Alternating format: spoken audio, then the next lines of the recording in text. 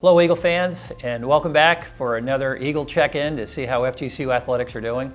Certainly continued turbulent times for all of us. Hope everybody is staying safe and your family and loved ones out there. We're really excited about the scenario that classes just started a week ago. It's great to have not just our student athletes back on the nest, but just see a lot of excitement, although everybody's basically wearing masks around campus. It is what we're in the business for, to provide opportunities for young men and women, and having an empty campus certainly didn't befit that since last March. As most of you probably already know, unfortunately, over the course of the last several weeks, a decision was made for the safety of our student athletes to postpone our fall sports. We're really hoping that we'll witness our soccer teams, volleyball, and cross-country teams getting a chance to compete in the spring, maybe under truncated circumstances where we just see an ASUN schedule, but hopefully there'll still be a scenario where NCAA championships will occur, and the ASUN champion will then get into the NCAAs and potentially at-large berths as well. In the meantime, our teams are practicing. All of our teams are working through our normal protocols with our sports medicine staff. We're excited that our first round of testing, with everybody coming back, went extremely well.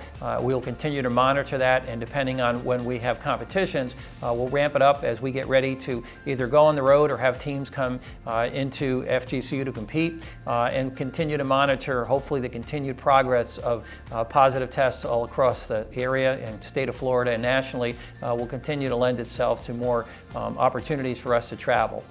We're certainly hoping for the start of the basketball season to occur in November, as we currently have plans. We're finalizing our schedules. As you can imagine, some of the teams, either through financial concerns or just traveling, have decided for their non-conference portion to truncate. We're working on maintaining, actually have one of our competitions. We didn't think that we were going to play at Dartmouth in men's basketball, because the original understanding was that the Ivy League would not play until January 1st.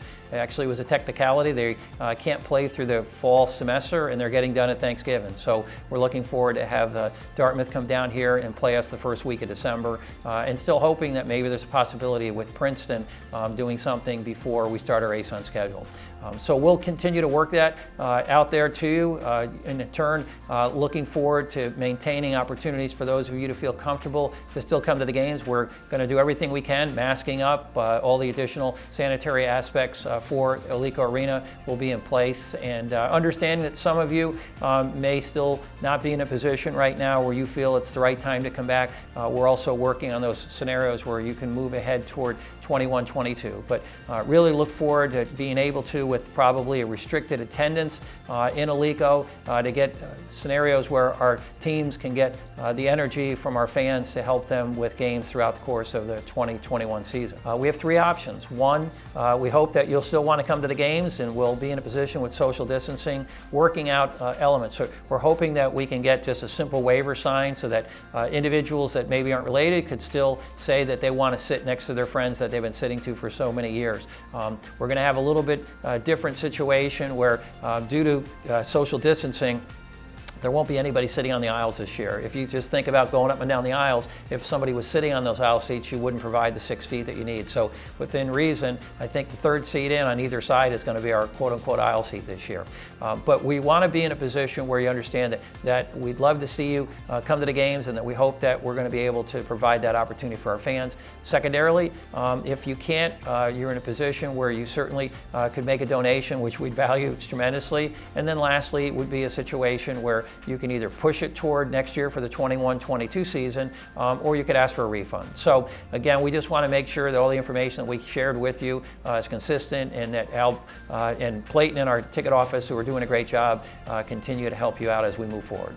We're in a situation also where, as we came back, one of the highlights for our student athletes certainly was the opportunity to go into the Sublette Family Strength and Conditioning Center, a facility that many of you may not know was an area that we shared over the course of the construction of the Alico Arena roughly 15 years ago, to a point where the university has a beautiful new health and wellness center, and in turn we were able to take it over, revise it with the tremendous support of Jim and Donna Sublette, Pilot and some others to create a facility that we believe, especially without football, is one of the better ones that you could have to not only functionally get our student athletes stronger, but also to showcase in a recruiting effort, just as it was when we had the enhancements here to Alico Arena in this room that I'm in right now, the theater that we have to utilize not only for our teams, but also to showcase during recruitment, just like the Hartley Academic Resource Center. The HARC is a tremendous resource for Kelly Brock and her staff to continue to produce record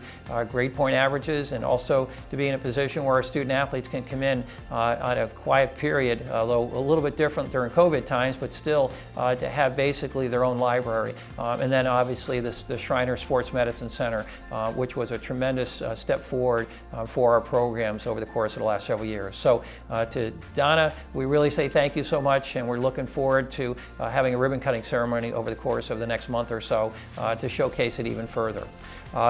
Basically, the last thing really is to, we're going through, as I mentioned on our last podcast, a situation where everybody's going through difficult times financially. And for us, we had basically roughly a $13 million budget that we had to work together to trim down $2 million, roughly 15% of our budget from a year ago, to just now around $11 million. A number of those things occurred through lack of travel. We're not going to recruit as much, but we just simply have stepped back. We've got some hiring freezes and so forth. So we're hoping that we're going to be in a position that we can still work through the opportunity to continue to maintain resources for our student athletes, to be in a position where we can give them those opportunities for their education and other quality experience of being an Eagle that are so important not only to our current student athletes for them to finish up strong, but also to continue to help our recruitment efforts. We'd love to speak to any of you if you have thoughts and ideas that you'd like to help us as we continue to try to get through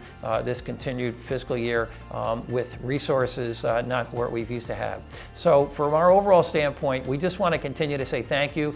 We're not sure when our fans will be able to come to games, but we're looking forward to hopefully that could occur at the basketball start in November. We're also planning on starting some swimming events around that time period, and then we'll have a busy spring.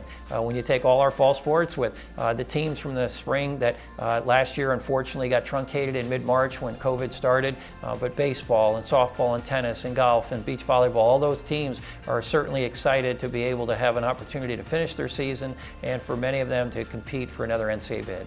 So thanks so much. Take care. God bless. Wings up. Go Eagles.